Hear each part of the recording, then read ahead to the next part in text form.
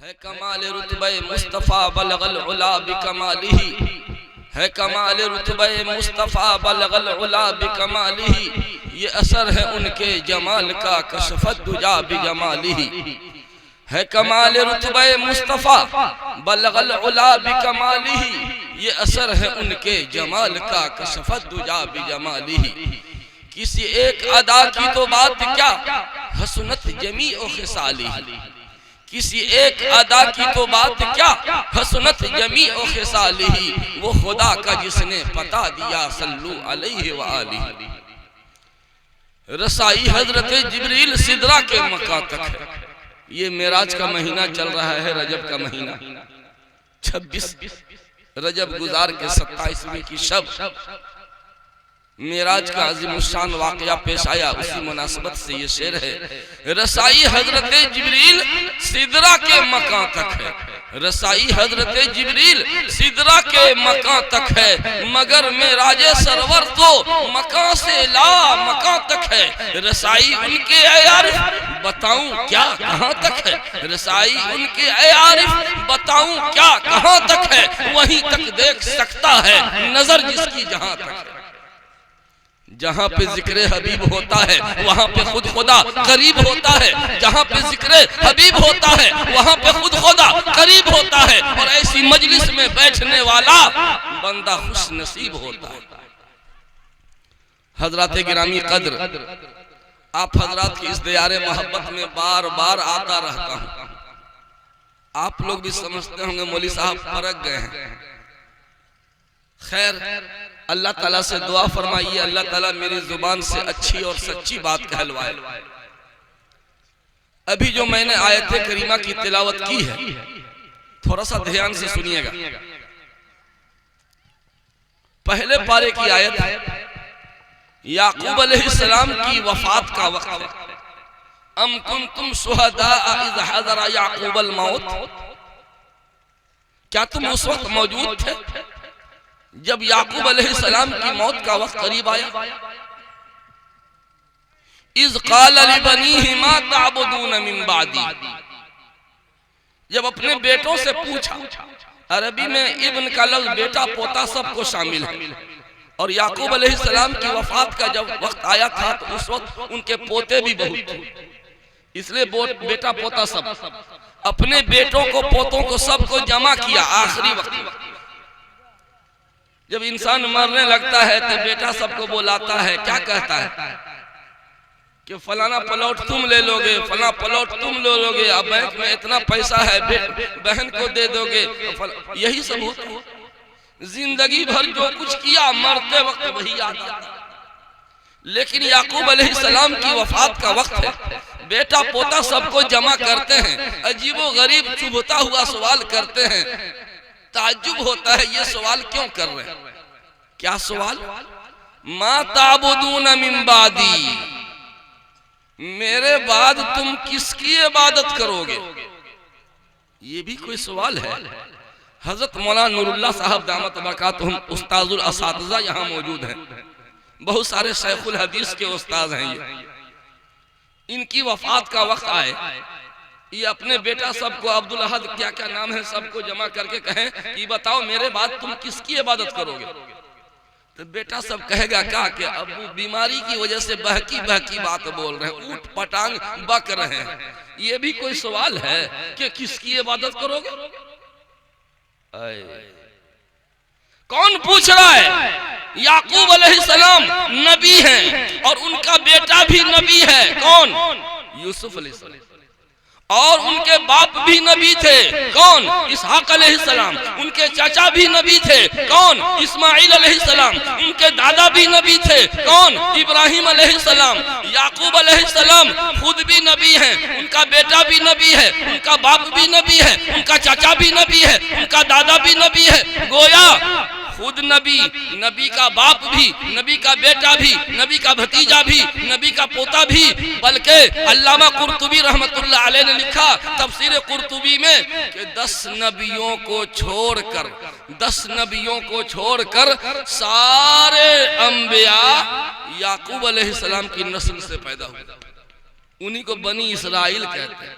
याकूब अलैहिस्सलाम का दूसरा नाम था इसराइल। इसराइल के माने आते हैं अब्दुल्ला। तो 10 नबियों को छोड़कर सारे अंबिया याकूब अलैहिस्सलाम की औलाद में कितना नबूवत वाला सिलसिला है, नबूवत वाला खानदान है, कितना ऊंचा खानदान है।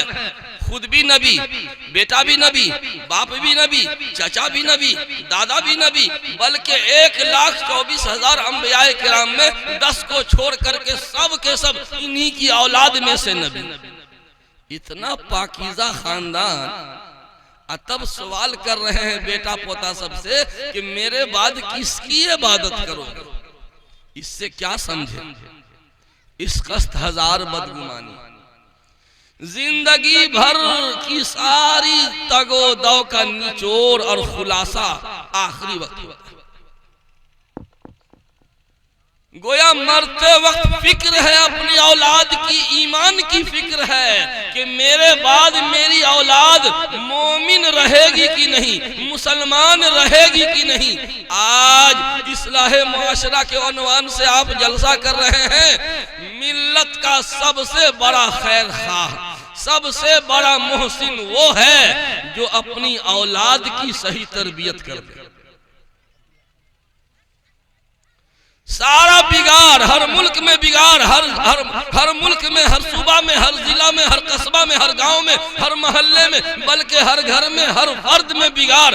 सारे बिगाड़ की वजह तिलक जहेज के खिलाफ तकरीर लच्छेदार हाँकते रहिए। तलाक की मजम्मत, तलाक हजरत ने फरमाया ना कि तलाक के वाकयात बहुत पेश आ रहे हैं, तो मेरी लच्छेदार तकरीर से तलाक देना लोग बंद कर देंगे क्या? अब मेरी लच्छेदार तकरीर से नमक मिर्च लगा के चटपटी बना के पेश करेंगे तो क्या लोग तिलक लेना छोड़ देंगे क्या?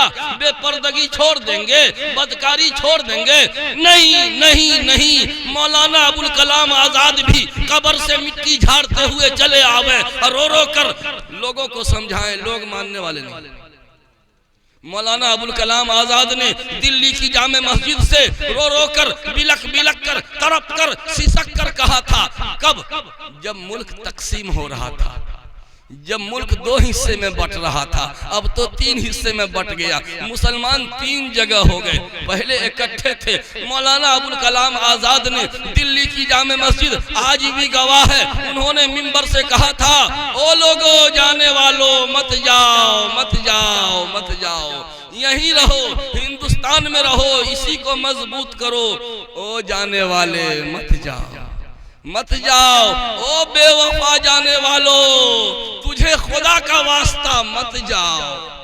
अब फिर तड़प के कहा था, पूरा मजमा धारे मार मार के रो रहा था, कहा था, लोगो ओ बेवफा जाने वालों, ये देखो ना जामे मस्जिद के मीनारे तुम्हें झुक के सलाम कर रहे हैं, जामे मस्जिद के मीनारे तुम्हें झुक के सलाम कर रहे हैं। अरे अलविदाई सलाम का जवाब तो देता जा। लेकिन लोगों ने नहीं माना। इतने जबरदस्त मुकर्रिर, हाई वोल्टेज मुकर्रिर की बात लोगों ने नहीं माना, तो शकील मियाँ की बात कौन सुनने जाता? मुझको कई उन्वान मिला है।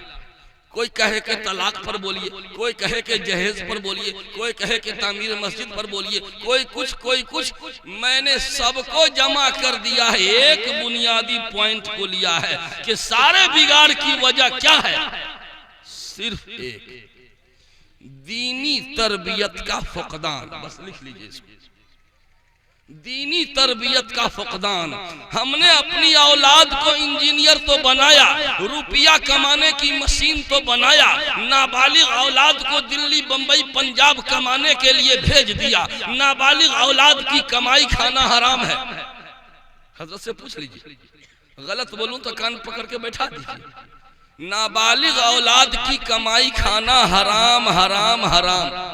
अक़वाम मुत्तहिदा ने तो ये बिल पास किया है, अक़वाम मुत्तहिदा की जनरल असेंबली ने, कि 14 साल की उम्र से कम उम्र के बच्चों से कमवाना ये बाल मजदूर में आता है, ये कानूनन अपराध है। अरे अक़वाम मुत्तहिदा क्या बिल पास करेगी? ये बिल तो रसूलुल्लाह के जनरल असेंबली से बिल पास हो चुका है। नाबालिग औलाद की कमाई खाना जायज नहीं, उसके पढ़ने की उम्र है। आज सारी समस्याओं का, सारे प्रॉब्लम्स की बुनियाद बस यही है कि हम बाप बन गए मगर बाप का रोल अदा नहीं किया। हमारी माँ बहनें माँ बन गई मगर माँ का रोल अदा नहीं की। मुझे कह लेने दीजिए, मेरे अंदाज की तलखी को माफ कीजिए। ए मेरी माँ, अगर माँ का मतलब है कि जिसके कोख से बच्चा पैदा हो वो माँ है, अगर माँ का यही मतलब है तो फिर गाय भी बच्चा जनती है, भैंस भी माँ है, तो क्या भैंस के कदमों तले भी जन्नत है? बोलो। गाय के कदमों तले जन्नत है, माँ तो है ना भाई। अरे किस माँ के कदमों तले जन्नत? जिस माँ ने माँ का रोल अदा किया। अगर माँ का मतलब दूध पिलाना है तो बकरी दूध नहीं पिलाती है, भैंस दूध नहीं पिलाती है, गाय भी दूध पिलाती। माँ का मतलब सिर्फ दूध पिलाना, और बाप का क्या मतलब? क्या जिसके नुत्फे से पैदा हुआ वो बाप। अगर बाप का यही मतलब है तो सारे जानवर बाप हैं, तो बाप का रोल अदा नहीं करता। इंसानी बाप और जानवरों वाले बाप, इंसानी माँ और हैवानी माँ में फर्क यही है कि इंसानी बाप अपनी औलाद की दीनी तरबियत करे, इंसानी माँ अपनी औलाद की दीनी तरबियत करे। अगर आपने दीनी तरबियत नहीं की, दीनी मिजाज नहीं बनाया, तो आप बैल में और हम में कोई फर्क नहीं। इंसानी माँ और बकरी में कोई फर्क नहीं, क्योंकि वो बकरियां भी दूध पिलाती। एक मुर्गी भी अपने बच्चे को गोद में लेके दुलार करती। देखा? कभी कभी लगता है बकरी का मुर्गी का बच्चा सबका हो गया, अरे सारे बच्चे को जमा करके उस पे बैठी यूं प्यार कर रही। अरे माँ का मतलब खाली प्यार करना, तो मुर्गी भी अपने बच्चों को प्यार करती है। अगर माँ का मतलब प्यार करना तो गाय भी अपने बच्चे को चाटती है। गाय चाटती है कि नहीं अपने बच्चे? तो माँ का मतलब चाट लिया तो दुलार कर नहीं। यही तो फर्क है। माँ वो है जो बच्चे को दीनी तरबियत करे, बाप वो है, बाप होने का लक्षण उसी के अंदर हो सकता है जो बाप होने का रोल अदा करे, यानी दीनी तरबियत करे।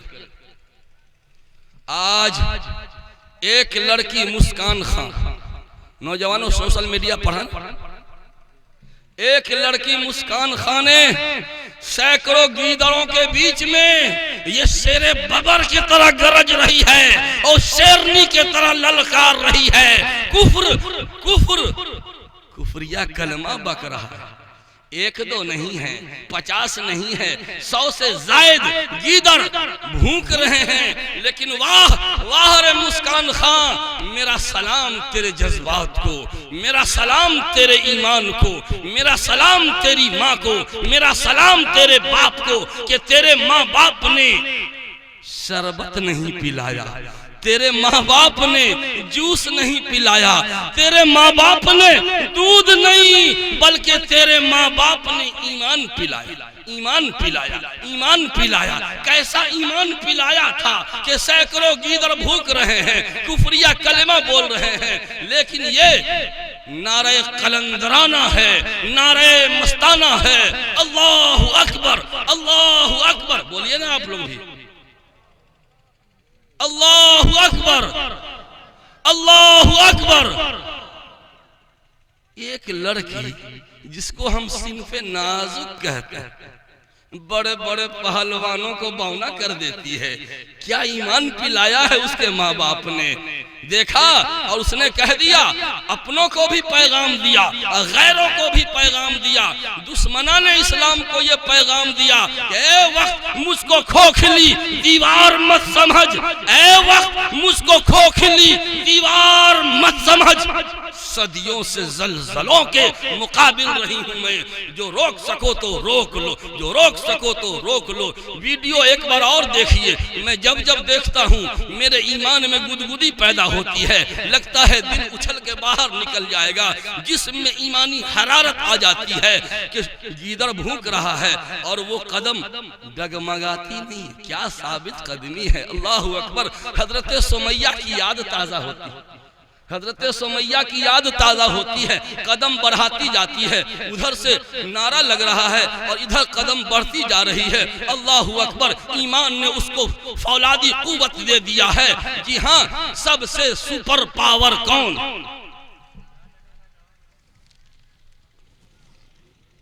लीजिए, मिस कॉल आ गया। फौलादी कुव्वत देखिए ईमान की कि जर्रा बराबर कदम में जुम्बिश नहीं, जुबान में जुम्बिश नहीं, अल्लाहु अकबर का नारे मस्ताना लगाती चली जाती है। ये क्यों हुआ? दीनी तरबियत, दीनी तरबियत। बाप बन गए बेढंगे से, ऐसा बाप तो बैल भी है, ऐसा माँ बन गई बेढंगे से, ऐसी माँ तो गाय भी है, बकरी भी है, भैंस भी है। अगर माँ है तो माँ का लक्षण भी पैदा करो, बाप बने हो तो बाप का लक्षण भी पैदा करो। ये मगरमच्छ के आंसू बहाते हैं कि जब से बेटा की शादी हुई डायरेक्ट ससुराले में उतरता है मोटरी लेकर के, घर उजड़। अरे तुमने दीन सिखाया ही नहीं उसको। पॉइंट बाय पॉइंट मैं बताया करता हूँ, नंबर 1 नंबर 2 करके जल्दी जल्दी 2-4 सुन लीजिए। पूरा मैं बयान नहीं कर सकता हूँ और पूरा बयान करने का ठीका भी मैंने नहीं ले रखा है। नंबर 1, नेक औलाद चाहिए कि नहीं चाहिए? किनको किनको नहीं चाहिए? हाथ उठाइए, लीजिए देखे। किनको किनको नहीं चाहिए तो हाथ उठ गया। इसका मतलब है कि आप लोग ध्यान से नहीं सुनते। हम लोग बचपन में खेलते थे, बैल उड़े, कौवा उड़े, मैना उड़े तो धोखे से उड़ जाता था, वही आप लोग हैं। नेक औलाद चाहिए ना जी? अगर नेक औलाद चाहिए तो पहला टारगेट दीनदार लड़की को बहू बनाइए, दीनदार लड़की। अब बेटी वाले दीनदार लड़का को अपना दामाद बनाइए। मियाँ बीवी दीनदार रहेंगे, औलाद दीनदार होगी नहीं। यहीं पे हम लोगों से फॉल्ट हुआ। हमने पहला टारगेट बनाया क्या कि माल कहाँ मिलेगा। हजरत हमको गुस्सा हो रहा है कि हम जो बोले वो बोलवे ना करा, इधर उधर बहा करा। पहला बुनियादी पॉइंट कि दीनदार लड़की को बहू बना के लाओ। नौजवानों, अगर दीनदार लड़की आएगी ना तुम्हारे घर को जन्नत बना देगी।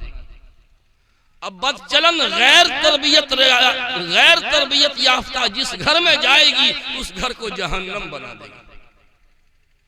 बेटी वाले, आपने बेटी को कुछ नहीं दिया, कोई बात नहीं।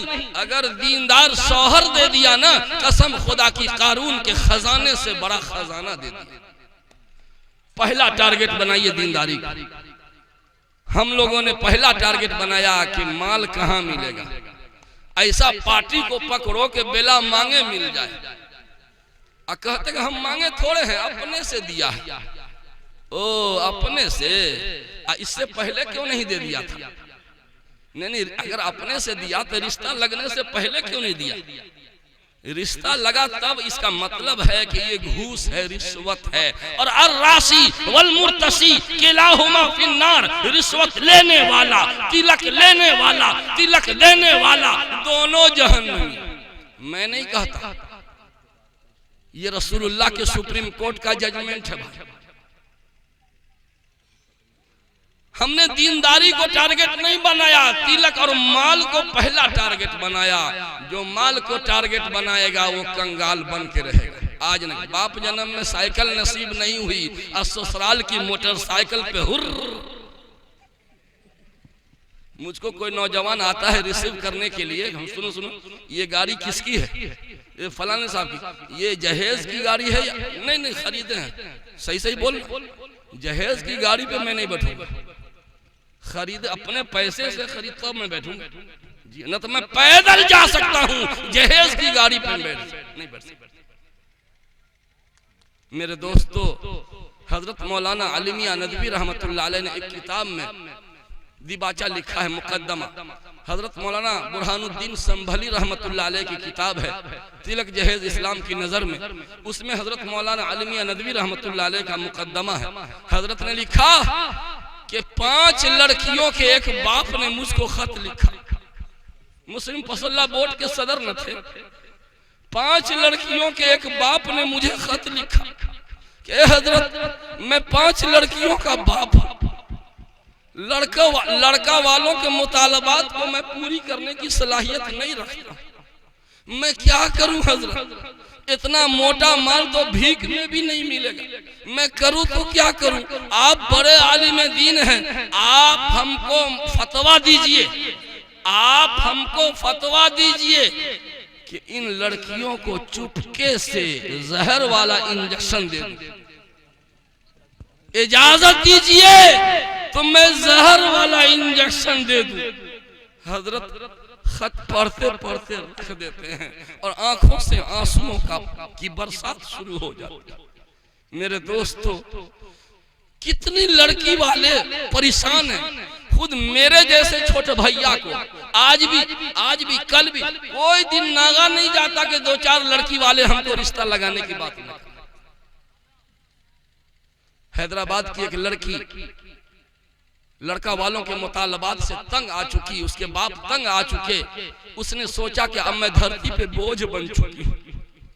उसने मजबूर होकर खुदकुशी करने की ठान ली, खुदकुशी, आत्महत्या, सुसाइड कर लेगा।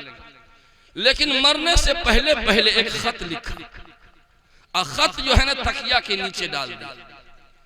खत में लिखा था, मेरे अल्लाह, मैं मजबूर होकर के हराम मौत कर रही हूं, मेरे अल्लाह मुझे माफ कर देना, मेरे अब्बू आप भी मुझे माफ कर दीजिएगा।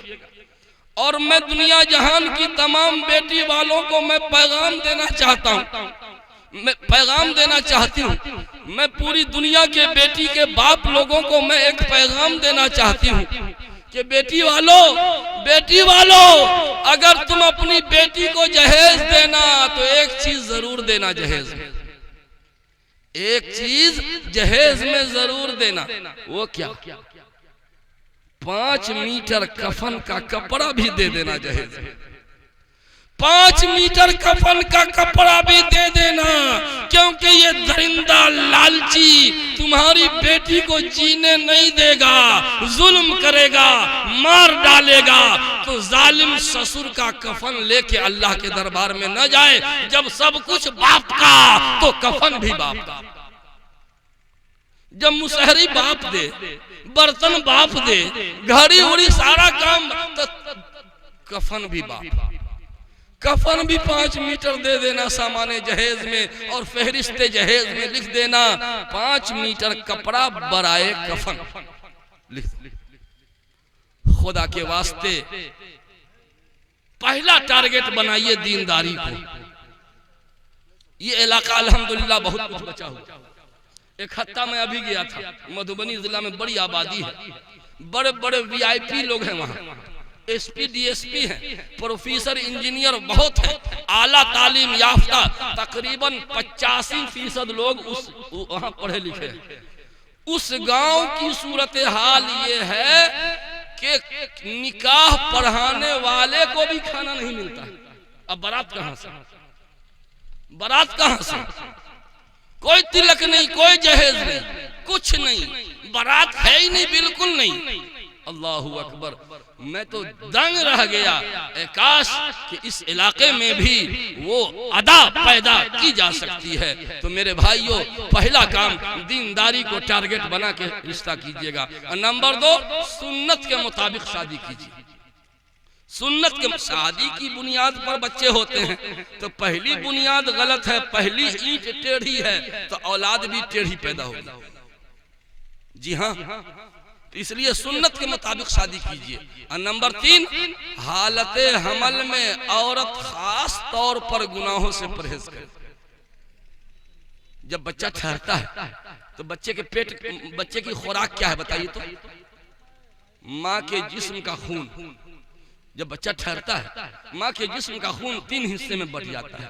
एक हिस्सा रिफाइन वाला, एक तो गंदा खून वो रहम में जमा होता, बाद में वो बाहर आएगा बच्चा पैदा होने के बाद, जिसको निफास कहते हैं। और दूसरा रिफाइन वाला खून, बिल्कुल साफ किया हुआ, रिफाइनरी मशीन भी है जिस्म के अंदर। रिफाइन वाला खून जिस तरह फिल्टर किया हुआ पानी होता है ना, उसी तरह वो खून भी फिल्टर किया हुआ खून वो रगों में दौड़ता है। और एक रिफाइन दर रिफाइन आला दर्जे का फिल्टर वाला ब्लड वो बच्चे के नाफ और ढोरी के रास्ते से जिस्म में जाता। ये खुराक। अब बताइए, जो औरत 9 महीने तक हराम लुकमा खाएगी, 9 महीने तक मोबाइल में गाना सुनेगी, आज नई नई नौजवान लड़कियां, नौजवान बहुएं, नौजवान दुल्हन, मुझे माफ करना, रोटी पका रही है, अब मोबाइल बड़ा वाला यहाँ डब्बे पे रखा हुआ है, ऐसे बेलना चल रहा है। अल्लाह झूठ न बोला, हजरत मैं गलत नहीं बोल रहा हूं।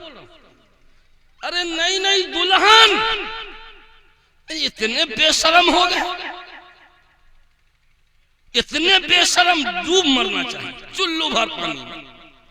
ये लड़की जवान अभी अभी दुल्हन होके आई है, ये मोबाइल की आशिक कहां से बनी? मैके में ना, अभी अभी आई, डब्बे पे मोबाइल रखा और रोटी जल रही है। गलत बोल रहे हैं क्या? मैंने इन आंखों ने क्या क्या न देखा। अगर आपको कोई कहे कि मौलाना ओ साहब आप अपनी बेटी का मोबाइल नंबर दीजिए, आप अपनी बीवी का मोबाइल नंबर दीजिए, जुतियाइएगा कि नहीं? नहीं जुतियाइएगा। हमको कोई कहेगा तो पटक के मारेंगे, और नहीं जीतेंगे तो दांत काट लेंगे। क्या कोई कहे कि बेटी का मोबाइल नंबर लाओ ना, काहे? तब जरा बात करेंगे, जरा अपनी घर वाली का मोबाइल नंबर दो ना, जरा बात करेंगे। बमक जाइएगा ना? नहीं बमकिएगा, लेकिन है काहे बमकिएगा? ओ हाजी साहब, ओ नवाजी साहब, हमने आपकी बीवी का मोबाइल नंबर मांगा, आपकी बेटी का मोबाइल नंबर मांगा तो आपे से बाहर हो गए, लेकिन मुझे माफ करना, आपकी बेटी गैर मुस्लिमों को अपना मोबाइल नंबर दे चुकी है। आपकी बीवी अपने घर का मोबाइल नंबर, प्राइवेट नंबर गैर मुस्लिमों को दे चुकी। अरे नहीं, ऐसा नहीं है। वो कैसे? आजकल स्कूल में इंटर मैट्रिक पास लड़कियां बहुतों हैं, वो अपने घर के मोबाइल से ऑनलाइन शॉपिंग का बुकिंग कर रही है, घरे से हीटर मंगवा रही है, प्लाजो मंगवा रही है, सैंडल मंगवा रही है, सिंगार बॉक्स मंगवा रही है, पर्स मंगवा।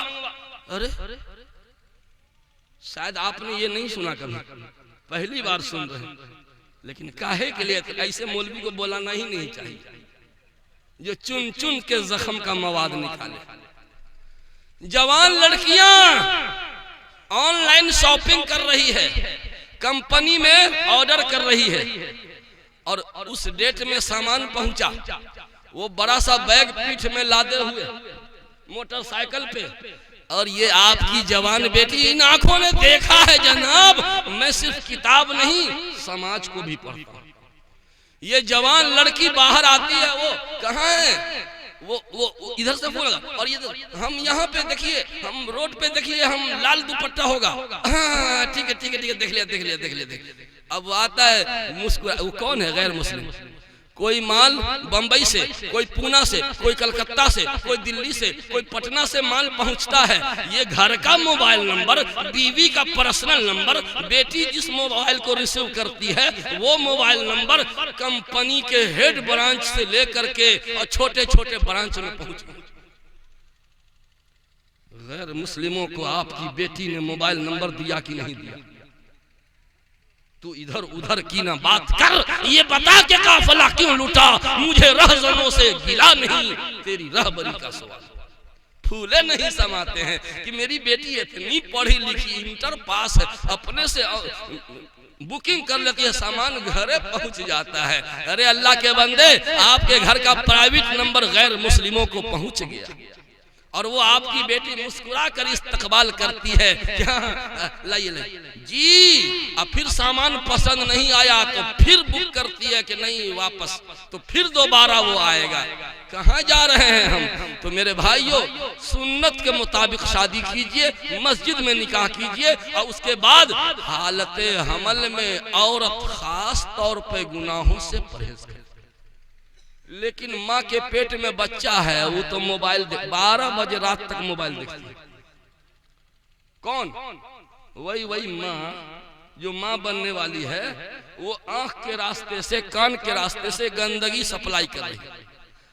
जब बच्चा ठहरता है, रूह फूंक दी जाती है, आज़ाओ जवारेह बन जाते हैं, 120 दिन के अंदर आज़ाओ जवारेह बन जाते हैं, तो माँ के हाथ का कनेक्शन बच्चे के हाथ से, माँ की आंख का ताल्लुक बच्चे की आंख से, माँ के कान का कनेक्शन बच्चे के कान से, सारे आज़ाओ जवारेह का कनेक्शन जुड़ जाता है बच्चे से। अब माँ गाना सुनेगी, बच्चा भी सुनेगा, कनेक्शन तार जुड़ा हुआ। माँ गाना सुनेगी, बच्चा को भी सुना रही है। माँ फिल्म देखेगी, अकेले नहीं देख रही है, अपने नौनिहाल जो बच्चा, उसकी अमानत, अल्लाह की अमानत उसके शिकम, उसको भी फिल्म दिखा रही है। अगर वो हराम लुकमा खाती है तो ब्लड में पॉइजन पैदा होता है, साइड इफेक्ट होता। वो बच्चा वही गुनाह वाला ब्लड, गुनाहों का पॉइजन जिसके खून में सिरायत किया है, वो खून 9 महीने तक बच्चा पीता है। कैसा बच्चा जन्म लेगा? जुनैद बगदादी जैसा, राबिया बसरिया जैसा? नहीं नहीं, 1000 बार नहीं। तो मेरे भाइयों, हालत हमल में, मेरी माँ बहनों ध्यान से सुनना, हालत हमल में खास तौर पर गुनाहों से परहेज करो, नमाज की पाबंदी करो, फिल्म मत देखो, गाने न सुनो, गीबत न करो, तो इससे बच्चा नेक पैदा होगा। उसके बाद चौथा पॉइंट, बस खत्म कर रहा हूं, अभी है 10 मिनट। चौथा पॉइंट यह है कि जब बच्चा पैदा हो, बिला ताखीर दाएं कान में अजान और बाएं कान में तकबीर कहिए, देर न कीजिए। सबसे पहली बोली अल्लाह की, इससे पहले सारी औरत को कहीं चुप रहो, अभी कुछ मत। ये औरत बक बक करती रहती है डिलीवरी वाले रूम में, ये औरत का मुंह कहीं बंद हो, वो बकबकाती रहती है, तो दूसरे की आवाज बच्चे का नहीं, सब चुप रहो। पहली बोली अल्लाह की, अल्लाहु अकबर, अल्लाहु अकबर, अल्लाह जी। पहली बोली क्यों? ईमान की बीज डाल रहे हैं, ईमान की बीज डाल रहे हैं, कान के रास्ते से दिल तक सप्लाई कर रहे हैं। क्या? ईमान। अशहदु अल्ला इलाहा इल्लल्लाह। तो फिर वो मुस्कान खां पैदा होगी जो सैकड़ों गीदड़ों के सामने ललकारेगी और कहेगी अल्लाहु अकबर, अल्लाहु अकबर, अल्लाहु अकबर। इसलिए 5वां पॉइंट, 7वें दिन बच्चे का अच्छा नाम रखिए, नूरुल्लाह, अल्लाह का नूर, अब्दुल अहद, अहद का बंदा। ये देखिए, नाम का असर उसके कैरेक्टर पे पड़ता है। लोग रहते पप्पू, पप्पू के माना कुत्ता का पिल्ला, पप्पू का क्या माना? कुत्ता का पिल्ला। जब ये बच्चा कुत्ता का पिल्ला है तो कुत्ता कौन है? हम ना बोलेंगे, हम नहीं बोलेंगे। जब ये बच्चा जो पैदा, ये कुत्ता का पिल्ला, तो कुत्ता कौन हुआ? बोलिए ना जी, उसका बाप है ना हुआ। रूबी, रूबी के माने दवा लगाई हुई लाश, डेथ बॉडी। बेटी को दवा लगाई हुई लाश बता रहा। लोग कहते हैं हजरत ई नाम का बगल में है, ये कोई अनोखा नाम बताइए जो पूरे गांव में न हो, पूरे गांव में ऐसा नाम बताइए। अच्छा, एकदम यूनिक, एकदम A1 का नाम होना चाहिए जो पूरे गांव में नहीं होना चाहिए। अच्छा ठीक है, बतलाते हैं। लड़का है ना, हाँ, उसका नाम रखो फिरौन। फिरौन नाम का है तुम्हारे गांव में? रखो फिरौन, रखो अबू जहल। क्या पागलपन है जनाब। 600 से ज्यादा सहाबा किराम का नाम अब्दुल्ला। मैंने खुद अल-इसाबा फी तमीज़ सहाबा में पढ़ा, 549 अब्दुल्ला नाम के सहाबी की लिस्ट अल-इसाबा में। हाफिज इब्न हजर अस्क़लानी रहमतुल्लाह अलैह, अब्दुल्ला बिन मुग़फ़्फ़ल, अब्दुल्ला बिन उमर, अब्दुल्ला बिन अब्बास, अब्दुल्ला बिन मसऊद, अब्दुल्ला बिन फलां, अब्दुल्ला बिन ज़ैद बिन अब्द रब्बिही, अब्दुल्ला बिन मुग़फ़्फ़ल। क्या हो गया? नाम का असर उसके कैरेक्टर पे पड़ा करता है। बस भाई वक्त ही नहीं है, 17-18 पॉइंट बताने के लिए तो 3 घंटा तो कम से कम चाहिए, है ना, इसलिए उतना तो नहीं बताऊंगा। सबका खुलासा 2 बात, सबका खुलासा 2 बातें। ये तरबियत न होने की का नतीजा है तलाक के वाकया, ये सारी बुराइयों की जड़ आदम तरबियत। अगर मर्द एक सिफत पैदा कर ले कभी तलाक नहीं देगा, औरत 2 सिफत पैदा कर ले कभी तलाक की नौबत नहीं आएगी। लिख लीजिए, औरत अगर 2 काम कर ले कभी तलाक नहीं पड़ेगी। शौहर तलाक दे ही नहीं सकते, कितनों कमीना रहेगा तलाक नहीं देगा। औरत 2 काम कर ले। मैं जड़ की बात करता हूं, बुनियाद क्या है तलाक की। गुस्सा तो सबको आता है, इसका ये मतलब थोड़ा कि तलाक दे रहे। एक बूढ़ा आदमी आपसे भी ज्यादा उम्र का, वो आए कि हजरत, एक आदमी अपनी बीवी को बोला क्या गुस्सा में कि अब अगर मैके जाएगी तो तुझको 3 तलाक। तो अब चली गई तो तलाक पड़ गई। मैंने कहा कि तलाक तो पड़ गई, बूढ़ा सफेद दाढ़ी नमाज की निशानी, तलाक तो पड़ गई। हजरत हम झूठ काहे के लिए बोलेंगे, हम ही बोले थे। अरे बुढ़ा कमर ऐसे झुक गई, मुंह में दांत नहीं, पेट में आंत नहीं। मैंने कहा ए बूढ़ा, शर्म उरम नहीं आ रही है क्या? बाल सफेद, खाल सफेद, तब ये बात बोले बुढ़ापे में, शर्म उरम नहीं? 100 रुपया लाता तो क्या करिएगा? 100 रुपया है, उल्लू की पट्टी, तोरे बाप का पैसा है। हमरे से पूछा क्या करेंगे? बस झोटा पकड़ा, घसीटते गेहूं के खेत में ले गया, ले 1 तलाक, 2 तलाक, 3 तलाक, 20 तलाक दे दिया। कितना? 20। हमको बुलाया गया कि ऐसा ऐसा हुआ है।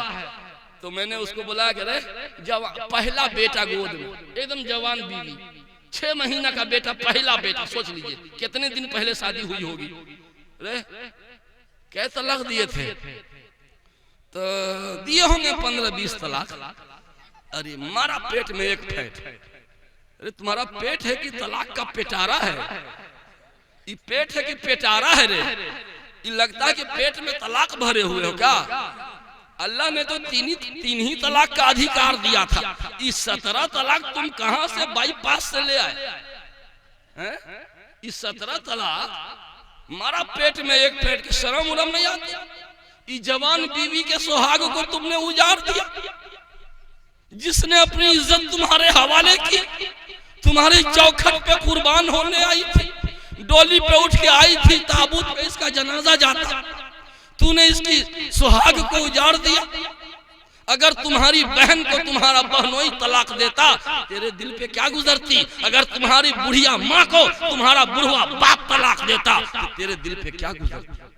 तूने नहीं सोचा? शर्म नहीं आती तुझको?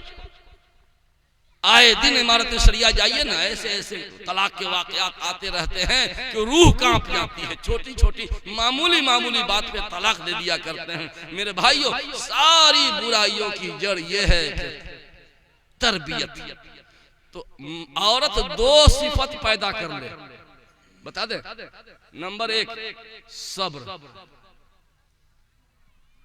अगर शौहर पसंद का नहीं मिला या शौहर थोड़ा सा गुस्सा करने वाला है, तो सोच ले कि मेरे अल्लाह ने मेरी किस्मत में यही लिख दिया था। और नंबर 2 शुक्र। शौहर कोई कपड़ा लाके दे, बहुत बहुत शुक्रिया आपका, बहुत पसंद आया। ना पसंद हो तब भी कहो कि बहुत अच्छा है। ना पसंद आए तब भी कहो कि बहुत अच्छा है, तुम कहां से लाए हैं, बहुत अच्छा। सब्र। और नंबर 2 शुक्र। औरत न सब्र करती है न शुक्र करती है, 1 नंबर ना शुक्री है। हमारे बाप को तो 72 बीघा में पुदीना है, फकीरवा से हमारा बाप ब्याह दिया। इसको तो खाने के लिए जोड़ता नहीं, हमारे बाप को और कहीं नहीं मिला, यही फर्क। लीजिए, मेरी बेटियों को कह दीजिए, मेरी बहनों को बता दीजिए कि तुम अपने बाप की दौलत पे नाज मत करो, अपनी शौहर की फकीरी पे नाज करो। अपने बाप की दौलत पे नहीं बल्कि शौहर की फकीरी पे नाज करो कि मेरा शौहर कंगाल भी है तो मेरे लिए राजा महाराजा से बढ़कर। जिस लड़की को ये सबक याद हो गया कि मेरा शौहर राजा महाराजा से बढ़कर, मैं उसकी मलका हूं, मैं उसकी मलका हूं, ये मेरा बादशाह है। मैं अपनी बहनों को कहता हूं, मैं अपनी माओ को कहना चाहता हूं, तुम गुलाम की जोरू बनना चाहती हो या बादशाह की? जोरू का लफ्ज अच्छा नहीं लगता, बीवी बोलता हूं। गुलाम की बीवी बनना चाहती हो या बादशाह की? हर कोई चाहेगी बादशाह की। बस तुम अपने शौहर को बादशाह का दर्जा दे दो, तुम बादशाह की बीवी बन गई, खेल खत्म। क्या भाई? औरत जब शौहर को गुलाम बना के रखेगी तो ये गुलाम की बीवी हुई, गुलाम की बीवी होने गई हो। बस तुम अपने शौहर को बादशाह मान लो, ऑटोमेटिक तुम मलका हो। तो दो सिफत औरत पैदा कर ले, सब्र। शौहर अगर कभी गुस्से में है तो मुस्कुरा करके उसको गुस्से को ठंडा कर। तुम्हारे पास तो फायर ब्रिगेड जो होता है ना, आग बुझाने वाला गाड़ी ना होती है।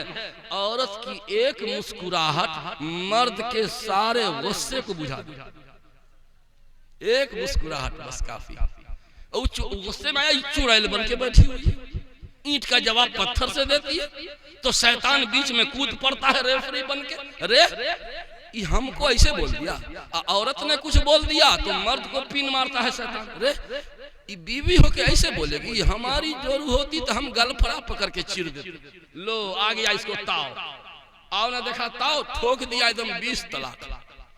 तो औरत दो सिफत, सब्र कि मेरे रब ने मेरे लिए यही दिया। मर्द के अंदर एक सिफत पैदा हो जाए, क्या? तहम्मुल, कुव्वते बर्दाश्त। लैसा शदीदु बिस्सुराति इन्नमा शदीदुल्लज़ी यमलिकु नफ्सहु इंदल गज़ब। पहलवान वो नहीं जो अखाड़े पे पछाड़ दे, बल्कि सबसे बड़ा पहलवान वो है जो गुस्से के वक्त अपने आप पर काबू रखे, अपने को आउट ऑफ कंट्रोल न होने दे। ये आदमी सबसे बड़ा पहलवान है। जो एक मुक्का में इतना बड़ा पत्थर तोड़ दिया वो पहलवान नहीं। पहलवान वो है जो गुस्से के वक्त में अपने नफ्स पर काबू रखे, जुबान आउट ऑफ कंट्रोल न होने दे। इससे बड़ा पहलवान कोई नहीं हो सकता। एक बात और सुन लीजिए, रिश्ते में दरार क्यों आता है? दोनों समधी एक दूसरे की खामियों को गिनवाने लगते हैं। लड़का वाला, अरे उसके घर में हम रिश्ता कर लिए, वो तो निहाल हो गया, वो तो निहाल हो गया, वो इस लायक था, इतना नीच घटिया इंसान। लीजिए, अब ये लड़की वाला हम छी केकरो से कम छी। अब ये भी कहेगा कि अरे ऐसी लड़की तुम्हारे घर पहुंच गई, तुमको तो इतने घटिया से रिश्ता होना, कोई नहीं करता रिश्ता, हम तो एहसान कर। लीजिए, एक बात याद रख लीजिए, लिख लीजिए, बताऊं, जितनी, बस खत्म कर रहा हूं, जितनी इंक्वायरी करना है शादी से पहले, रिश्ता लग गया ना, सारी चेकिंग, लड़का कैसा है, लड़के का कैरेक्टर कैसा है, लड़का का खानदान कैसा है, लड़के की आमदनी कितनी है, लड़के को कोई बीमारी तो नहीं है, ये सारी चेकिंग शादी से पहले। लड़की का चेक कीजिए, लड़की पढ़ी लिखी कितना है, खूबसूरत है कि नहीं है, खानदान कैसा है, जुबान कैसी है, वगैरह वगैरह, सारा जांच पड़ताल निकाह से पहले। अगर हो सके तो मेडिकल जांच भी करवा लीजिए, बड़े बड़े शहरों में हो रहा। लड़का का मेडिकल जांच के कोई खतरनाक बीमारी में तो मुब्तला नहीं। अरे सऊदी जाने में मेडिकल जांच होता है, तो हम दामाद बनाने से पहले मेडिकल जांच कराया तो कौन सा बुरा किया जी? हम अपने बहू बना के लाएंगे, ऐसे ले आएंगे, शादी के बाद मालूम हुआ कि खतरनाक बीमारी वाली है, फिर तलाक की नौबत आती है। मेडिकल जांच भी करा सकते हैं। ठीक है, सारा जांच पड़ताल, सारी चेकिंग, सारी इंक्वायरी निकाह से पहले जितना चेक करना है चेक कर लीजिए। अब जब निकाह हो गया, अब कोई काम नहीं, बस एक काम, क्या? निबाह देना। बस निकाह के बाद कोई चेकिंग नहीं, कोई जांच पड़ताल नहीं, कुछ नहीं। निकाह जब हो गया तो अब निबाह देना है बस। अगर औरत कुछ ज्यादा बोलती है तो निबाह देना है, शौहर गुस्सा वाला है निबाह देना है, शौहर औरत खिदमत गुजार नहीं है निबाह देना है, औरत खाना पकाने का ढंग नहीं तब भी निबाह दो। कोई काम नहीं, बस एक काम, निबाह निबाह निबाह। और निबाह के लिए जज्बात का खून करना पड़ता है, अपने ख्वाहिशात को मारना पड़ता है, अपनी अना को फिना करना पड़ता है। सारी इंक्वायरी निकाह से पहले, सारा जांच पड़ताल निकाह से पहले। निकाह जब हो गया अब कोई जांच नहीं, अब बस एक काम कि निबाह देना है। तो मेरे भाइयों, वक्त ज्यादा हो गया, जितना मुझको वक्त मिला था आधा घंटा से पौन घंटा, उससे ज्यादा हो गया। और एक पॉइंट जो हमारे मुफ्ती साहब ने कहा कि मस्जिद की तामीर होने वाली है, मस्जिद की तामीर में आप लोगों को बढ़ चढ़ के हिस्सा लेना है। मम बना मस्जिदन लिल्लाहि ताला बनल्लाहु लहू बैतन फिल जन्ना। जो अल्लाह के लिए छोटी सी मस्जिद भी बनाएगा, अल्लाह ताला जन्नत में उसके लिए महल तैयार करेगा। एक बुझौल बुझा के मैं रुखसत होता हूँ, वक्त ज्यादा हो गया। ये बताइए कौन मकान जन्नती है? क़यामत का जलजला आएगा, कुतुब मीनार को मुनहदिम कर देगा, ताजमहल को पास पास कर देगा, हवड़ा के पुल के परखचे उड़ा देगा। बुर्ज खलीफा जो दुनिया का अजूबा है, बुर्ज खलीफा जो दुनिया का अजूबा है, उसको भी मुनहदिम कर देगा, टुकड़े टुकड़े कर देगा। सारी बड़ी बड़ी बिल्डिंगें चूर चूर हो जाएगी, लेकिन एक घर, और सिर्फ एक घर ऐसा है कि क़यामत का जलजला भी उसको हिला नहीं सकता, नहीं टूटेगा। वो कौन सा घर? रुए जमीन की जितनी मस्जिदें हैं, क़यामत के जलजला में भी ये सुरक्षित महफूज जेक के जरिए उठाया जा रहा है। नहीं, शहरों में जो बिल्डिंग नीचे हो गई है ना, तो जेक लगा करके उसको 5 फीट ऊंचा 10 फीट ऊंचा किया जा रहा है। तो रुए जमीन की सारी मस्जिदों को अल्लाह ताला उठवा के जन्नत में डाल। बताइए आपने ये एक ईंट दिया, क्या रुपया का एक ईंट? क्या रुपया? 10 रुपया। ये जो आपका 10 टकिया जिससे ईंट खरीदी गई, वो ईंट जन्नती, तो मेरा 10 टकिया भी तो जन्नती हो गया।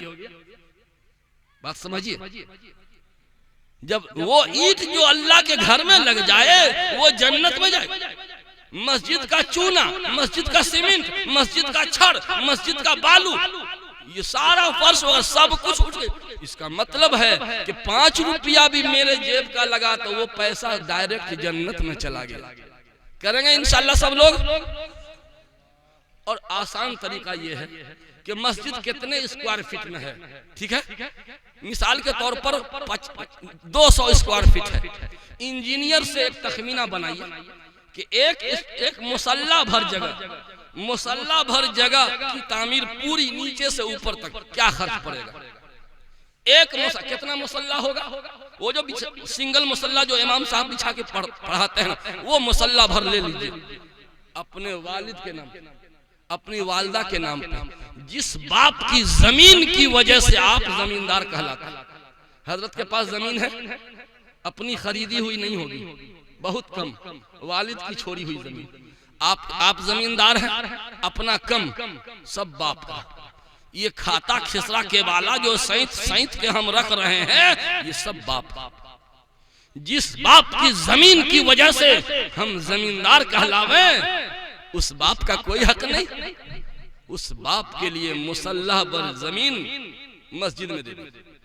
अगर मैं पूछूं कि मजमे में से आप में से किसी ने मस्जिद में जमीन दिया है, तो गांव का एक आदमी बोलेगा हाँ हमारे परदादा ने दिया था। हाँ हमारे दादा ने दिया था, बस एक आदमी। मैं कहता हूं कि एक आदमी ठेकेदार क्यों बनेगा? अरे मुसल्ला मुसल्ला बांट दीजिए कि नीचे से ऊपर तक हम एक मुसल्ला भर एक बार नहीं 10 बार करके देंगे, 2 साल में 5 साल में थोड़ा थोड़ा करके देंगे। ये तो होगा ना कि मैंने मस्जिद में जमीन दी है, मैंने मस्जिद तामीर की है। जी हाँ, अंडा के बकदर इतनी छोटी सी मस्जिद कोई बनावे तो भी जन्नत में घर। तो बताइए, मुसल्ला भर जगह ले लीजिए और उसका खर्चा दे दीजिए, आपके वालिदे मोहतरम कब्र में होंगे, उनकी रूह को, उनकी आत्मा को सुकून मिलता रहेगा। मैं समझता हूँ अभी पपरौल बेगूसराय में रमजान से 6 महीना पहले मस्जिद को फिर से शहीद करके आलीशान मस्जिद की तामीर होनी थी, इफ्तिताही इजलास हुआ। मैंने कहा 6 महीना बाकी है रमजान में, तरावी की नमाज नई मस्जिद में बनेगी, नई मस्जिद में तरावी की नमाज होगी। हाथ उठाओ, पूरे मजमे ने हाथ उठाया, अल्लाह की तरफ हाथ उठाया कि इंशाअल्लाह तरावी की नमाज नई मस्जिद में पढ़ेंगे। मैंने कहा जलसा के मुंतजिम को कि मुझे जरा फोन कर दीजिएगा, अगर मस्जिद तामीर हो जाए तो मुझे फोन कर दीजिएगा ताकि पूरे मजमा के लिए अल्लाह के सामने मैं दुआ कर सकूं। वाकईतन 6 महीना के अंदर फोन आया, हजरत खुशखबरी है, मस्जिद तामीर हो चुकी है और तरावी की नमाज नई मस्जिद में बन रही है। जी हाँ, अल्लाह की तरफ हाथ उठाया, कातिबे तकदीर ने नोट कर लिया था। इसलिए आप जहां तक आवाज पहुंचे, इस मस्जिद में मुसल्ला भर जगह का इस्टीमेट हजरत से और मस्जिद के मुंतजिमीन से मालूम कीजिए। और अकेले नहीं तो चारों भाई मिलके, अकेले नहीं तो दोनों भाई मिलके, अकेले नहीं तो तीनों बहन मिलकर के, नहीं हो सकता है। अरे एक आदमी का इंतकाल हुआ, डॉक्टर निजामुर रहमान साहब, उनका 5 बेटा और 4 बेटी, कितना 9 आदमी। 9 ने कहा कि हम अब्बू के नाम से हाफिज बनावेंगे, कितना खर्चा पड़ेगा? मैंने कहा 1000 रुपया महीना, साल में 10,000, यानी सब बेटा और सब बेटी एक घर से 90,000 रुपया साल का। 90, सबने कहा हम क्यों नहीं बनाएंगे, मेरे भी तो अब्बू हैं, मेरे भी तो अब्बू हैं। सबने 10-10 हजार 10-10 साल में दिया। 90,000 बैठकर मैंने रसीद काटा दारुल इमारत शरिया के लिए। जी हाँ, ये क्या है? अरे जो कुछ दिया उन्हीं का तो दिया। कम से कम आधा कट्ठा जमीन जो बाप की दौलत आपके पास है, आधा कट्ठा जमीन बेच के उसका पैसा दे दीजिए, मस्जिद जाइए, खेल खत्म होगा ना कि उन्हीं की जमीन उन्हीं के नाम से दिया। हमने क्या दिया? हमने तो कुछ भी नहीं दिया, जमीन उन्हीं की छोड़ी हुई थी, उन्हीं के नाम पे हमने दिया। मैं समझता हूँ कि ये मजमा बहुत हसास बाशऊर मजमा है, बहुत ध्यान से सुन रहे हैं। अगली बार मुझे इत्तला मिलेगी जरूर कि इनके मस्जिद मुकम्मल तामीर हो चुकी है। बताइए आप सब हिस्सा लीजिएगा कि नहीं? बहुत धीरे बोल रहे हैं।